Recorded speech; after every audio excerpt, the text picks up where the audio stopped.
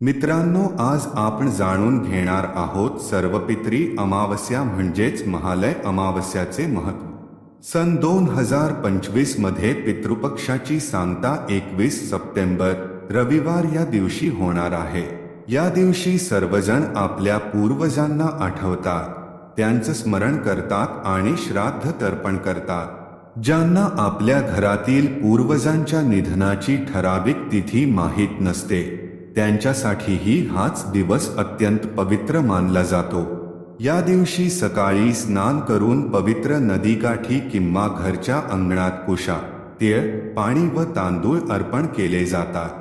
पूर्वजांना पिंडदान करून तर्पण केले जाते। श्राद्धाच्या दिवशी साधं सात्विक जेवण बनवतात। कावळ्याला, गाईला, कुत्र्याला व गरजू लोकांना अन्नदान केलं जातं, कारण असा विश्वास आहे की यातून आपल्या पूर्वजांच्या आत्म्याला शांती मिळते आणि घरात सुखसमृद्धी नांदते। म्हणूनच मित्रांनो, सर्वपित्री अमावस्या या दिवशी नक्की आपल्या पूर्वजांना स्मरण करा, तर्पण करा आणि अन्नदान करा।